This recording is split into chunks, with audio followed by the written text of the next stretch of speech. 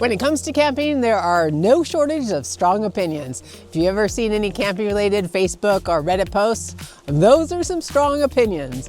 We all have preferences to what gear we like, but today we are choosing sides. And I'm sure if you don't agree with our opinions, you'll let us know. You have found Explore Trek Adventure with Kelly and Greg. We cover everything camping, from backpacking to adventure vans. We're camping by this little creek over here. It is extremely cold. It got down to 18 degrees last night, and I think it's up to a whopping, 32 right now? It does not feel like a 32 no, either. It feels much colder. As you can see, we got plenty of ice around us, and the van heater's been running solid now for 2 days straight. Let's get some heat. Yes, we need heat before we can do anything. This thing didn't want to turn on this morning. I think the propane was frozen. Oh. It's working now though, thank God. Let's start off with, I think, the most controversial, at least for us, and that is gas generators on this side versus solar generators on this side. 3, 2, 1.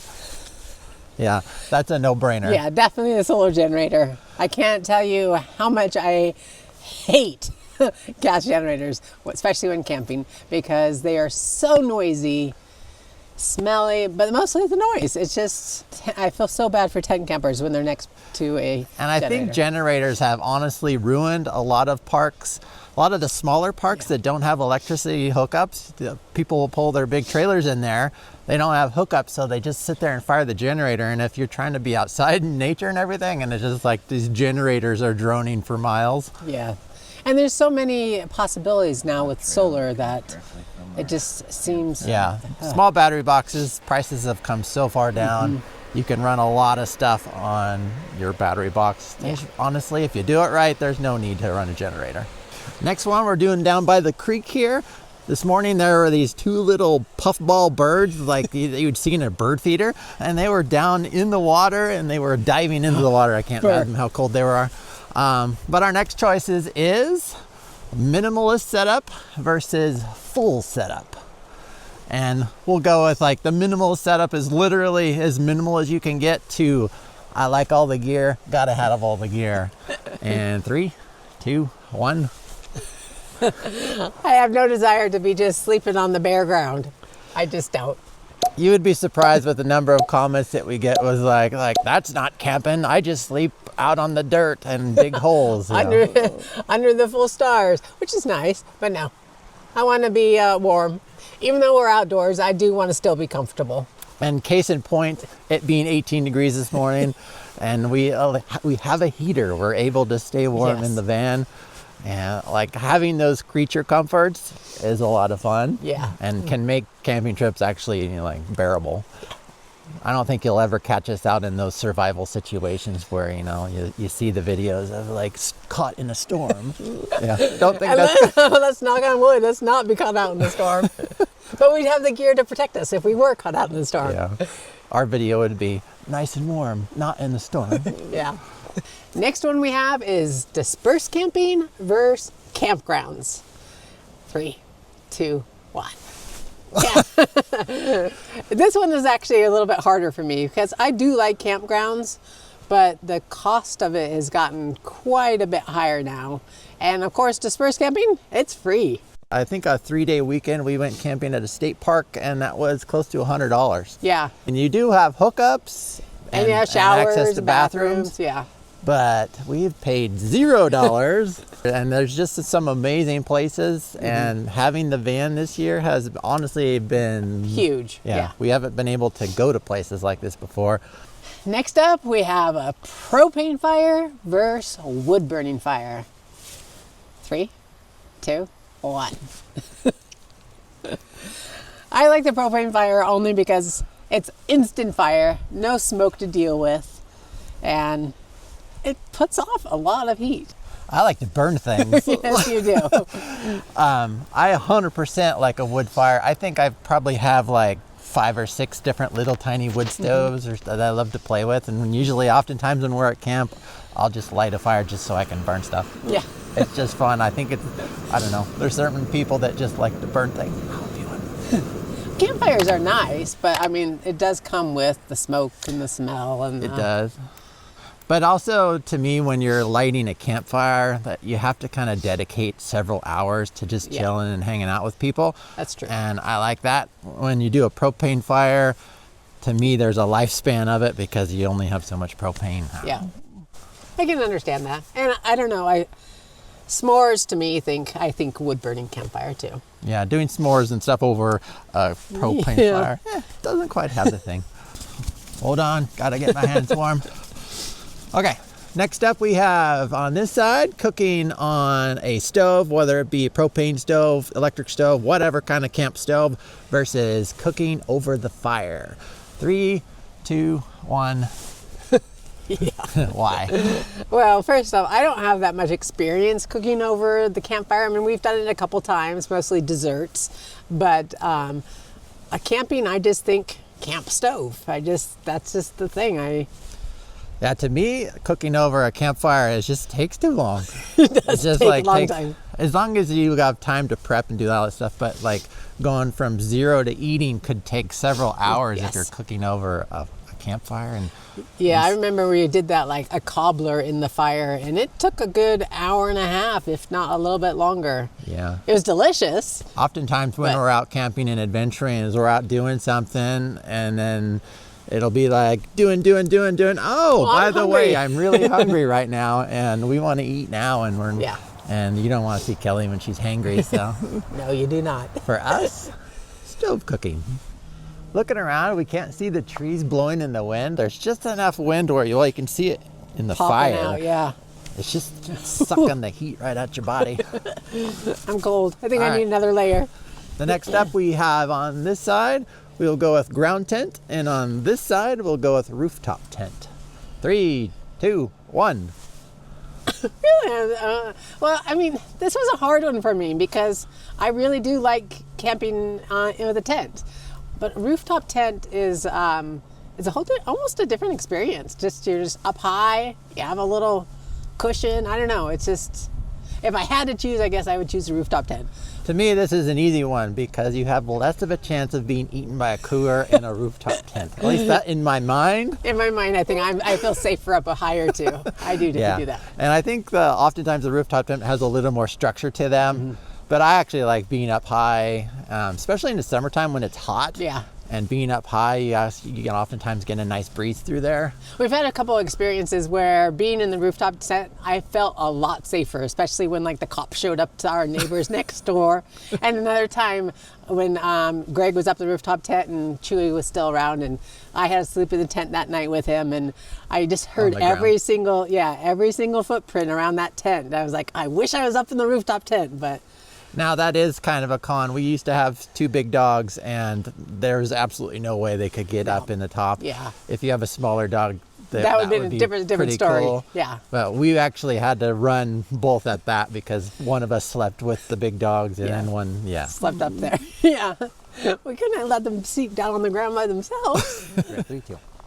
Ooh, check this out. We found a little bit of sun, so we're coming over. We don't care if it looks bad. We're doing it anyways.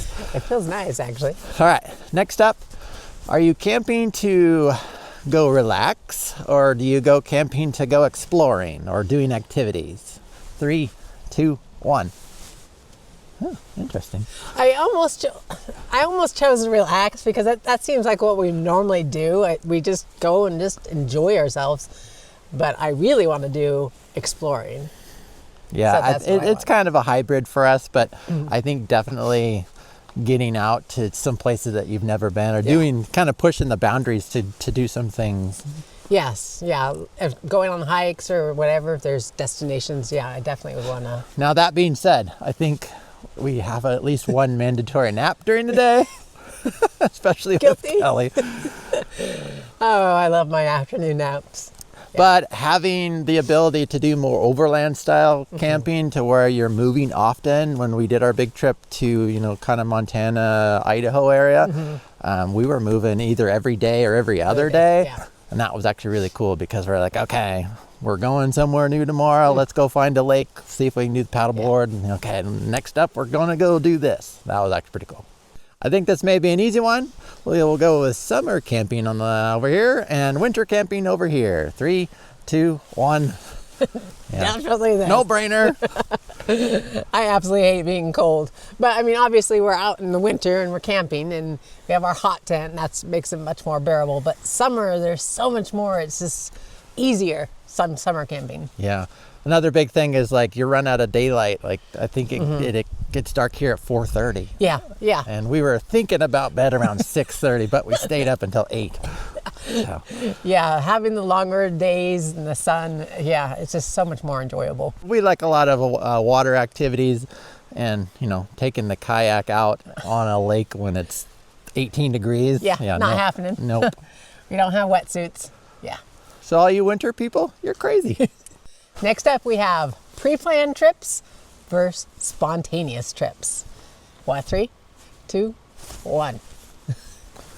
Yeah, pre-planned is definitely, we got to know where we're going and 100%. yeah. I mean, even this weekend, we knew that we were coming to this area, not exactly where we're going to stay, but somewhere around here. So it was a little bit planned. Yeah, we just have the type of personality that we have to, I personally, we have to have it at least planned out several days ahead. Yeah. We don't have to go like a long time ahead, but we have to have a good idea. Plus, I mean, our big long trip, we had that planned every single day. yeah, but the nice thing about having a decent plan is you can have some backup Backups. plans. Yep. And we had to use some of our backup Yes, plans. we did. Especially with Actually, all the we had to use a wildfires. backup plan this time. trip. Because too much snow.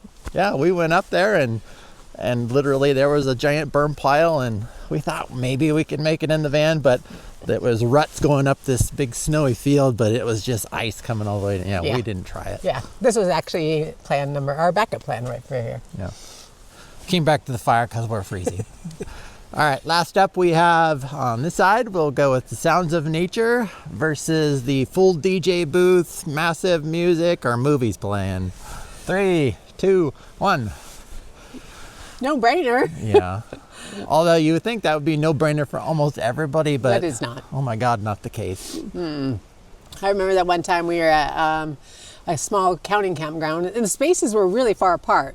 We were in our rooftop tent and the next site was up this hill, but it was an RV and they were playing a movie outside, full blast, at 10 o'clock at night. We were the equivalent of at least a city block away from these people. Oh my God. And I could hear every single dialogue in that movie. It was insane. Yeah.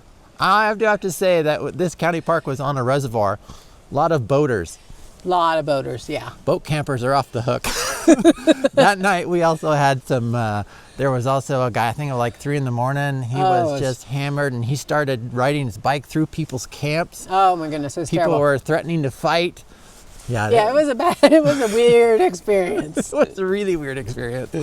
And you have that memory from being young. Yeah, my parents like to camp, but they like to camp in big motorhome. And when I was, I was pretty young, and he brought the TV outside, and I think it was a big tube TV at that time. It was built-in VCR.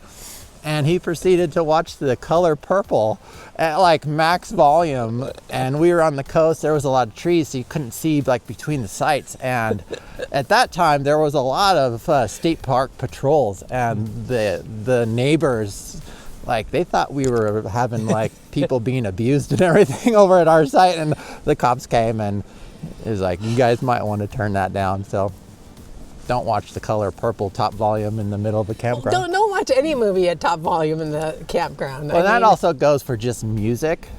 Yeah. I mean, the problem is like when you put your music on, you think it's not that loud, but that music carries a long ways. And it can be quite annoying, especially if it's not Pink Floyd. So just be respectful of your neighbors. Just check your volumes. Now, do you have any specific camping experiences that really shaped your opinions on whether you choose one way or the other? We'd be really interested in hearing those stories. If you like this type of video, let us know, because we're thinking about maybe a van life or backpacking one. Go watch this video next. You can find us at explorertrekadventure.com, and we'll see you next time.